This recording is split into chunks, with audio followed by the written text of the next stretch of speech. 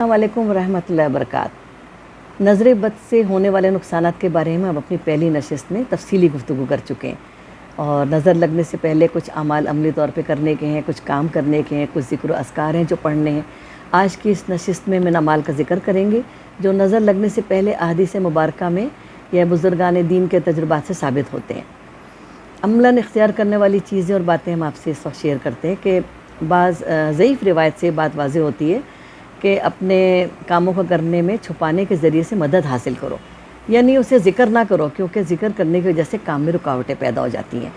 اس لیے کوشش کرنی چاہیے کہ انسان اپنے کسی کام یا نعمت کا اظہار ہر شخص کے سامنے نہ کرے، کیونکہ اس وقت عمومی کیفیت نعمتوں سے محرومی کی سمجھی جاتی ہے۔ ہر آدمی سمجھتا ہے کہ وہ نعمت سے محروم ہے، اور دوسرا شخص اسے صاحب نعمت نظر آتا ہے، جس کی وجہ سے بسا اوقات حسد کی کیفیت پیدا ہو جاتی ہے، جو جسمانی امراض کا سبب ہونے کے ساتھ ساتھ روحانی امراض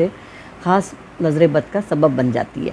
اور بسا اوقات دوسروں کے سامنے اپنے نعمت کا ذکر بطور شکرانے نعمت کے نہیں ہوتا ہے، بلکہ اظہار برتری کے لیے بھی ہوتا ہے، جس میں ریاکاری سمیت تکبر بھی شامل ہو جاتا ہے، جو خود ایک بہت بڑا گناہ ہے اور زوال نعمت کے اسباب میں ایک بڑا سبب ہے۔ بعض اوقات انسان کسی کو ہمت دلانے کے لیے خود فون پہ ہونے والے اللہ تعالیٰ کے احسانات کا ذکر کرتا ہے، لیکن سامنے والا بجائے ہمت باندھنے کے مزید احساس محرومی میں مبتلا ہو جاتا ہے، اور اس کی نظر اگرچہ اس شخص کی حسد کی نہیں ہوتی ہے، لیکن حسرت کی ضرور ہوتی ہے، جس سے انسان کو نقصان پہنچنے کا اندیشہ ہوتا ہے۔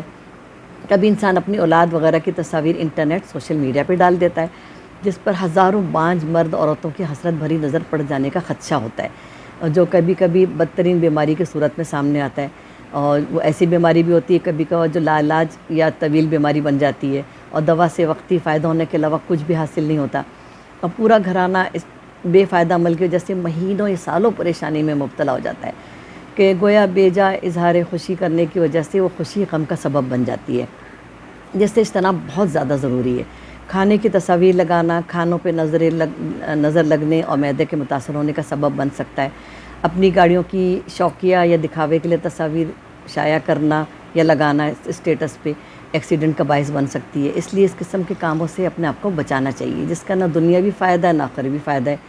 اسی طرح کئی سارے ٹوٹکے اور مجربات ہیں جو مختلف علاقوں میں رائج ہیں، اور یہ رواج ابھی تک چلے آ رہے ہیں، یہ قدیم زمانہ سے چلے آ رہے ہیں، اور باقاعدہ سے بہت سے لوگوں کو فائدہ بھی ہو جاتا ہے،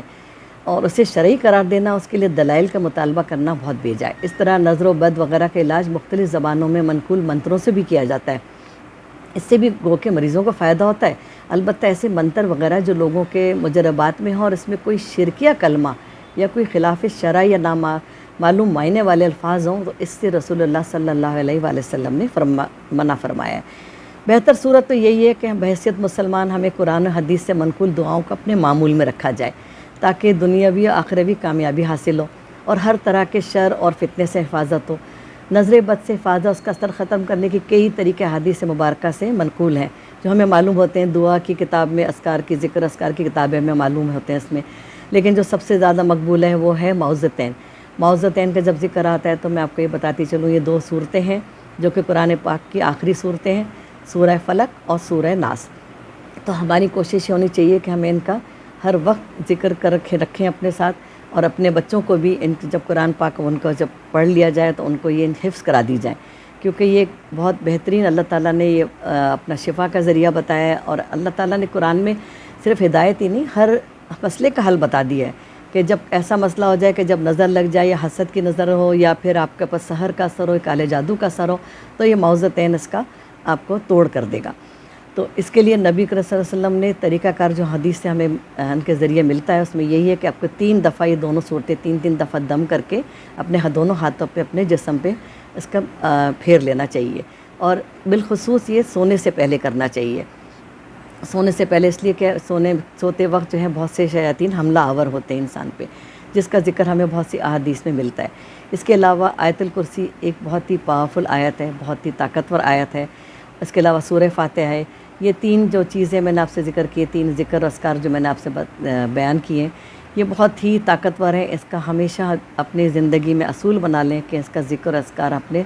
معمول میں اپنی زندگی کے شامل کر لیں، اور نہ صرف اپنی زندگی میں شامل کریں، اپنے بچوں کو بھی خاص طور سے ان کو حفظ کرا دیا جائے۔ آیت الکرسی کا جو ایک حصار بن جاتا ہے اس میں شیاطین داخل نہیں ہو پاتے ہیں. تو اس کو گھر سے نکلتے وقت ضرور آیت الکرسی کا ورد کر اپنے بچوں کو بھی کہیں اور اپنے گھر کے ہر فرد سے کہیں کہ آیت الکرسی کا ورد کرتے رہیں. اور جہاں کہیں آپ کو ذرا تکلیف محسوس ہو، پین محسوس ہو جسم میں، تو سورہ فاتحہ بہترین چیز ہے جو کہ بہترین شفا ہے. اس آیت الکرسی کے لیے شرط یہی ہے کہ آپ میں اس وقت تک حصار قائم رہے گا جب تک کہ ناپاکی نہ ہو. تو ضروری ہے کہ اگر حاجت ہو جائے زندگی آپ کو روزمرہ کے معمول میں آپ نے آیت الکرسی پڑھ لی ہے، لیکن آپ کو حاجت ہو جائے کوئی، تو اس کے بعد فوری طور سے پھر آیت الکرسی کا حصار باندھ لیا جائے. اور معوذتین کا آپ کو میں نے پہلے ہی بتا دیا ہے کہ اس پہ کوشش یہ کریں کہ اور جس پہ اثر ہو جائے معوذتین کے لیے یہ بھی ذکر ہے کہ حدیث میں کہ آپ اس کو 3 دفعہ دم کرنے کے بعد پانی پہ دم کر کے جس پہ اثر ہوا ہے اس کو پلایا جائے. تو جس کو نظر بد لگ جائے تو سید رسول اللہ صلی اللہ علیہ وسلم کے اس قول مبارک سے بھی دم کیا جائے. بسم اللہ اللہم اذھب حرھا و بردھا و وصبھا. اللہ کے نام پہ اے اللہ تو اس نظر بد کے گرم و سرد کو اور دکھ درد کو دور کر دے. اس کے بعد یہ کلمات کہے، قم باذن اللہ، اللہ کے حکم سے کھڑا ہو جا. تو یہ آج حق کی نشست میں ہم نے مختصراً آپ کو بتا دیا کہ پہلے تو آپ کو نقصانات بتائے تھے نظر بد کے. اب نظر بد کے حوالے سے بہت سارے جو قرآن سے جو اور حدیث مبارکہ سے ہم تک جو پہنچی ہیں روایتیں پہنچی ہیں، جو کچھ اس کا توڑ پہنچائی آج سب نے مختصراً آپ سے ذکر کر دیا ہے. اور ہماری دعا ہے، ہماری کوشش بھی ہے کہ آپ کو اس طرح کی چھوٹی چھوٹی نشست میں آپ کو ایسی باتیں پہنچائی جائیں جو روزمرہ کی زندگی سے متعلق ہوں اور جس سے آپ کو بہت سارے فوائد حاصل ہوں جو کہ احادیث و قرآن سے ثابت ہوں. اور آخر میں ہماری یہ دعا ہے کہ میرے تمام دیکھنے والے ناظرین کو اللہ تعالیٰ حسد سے، بد نظر سے،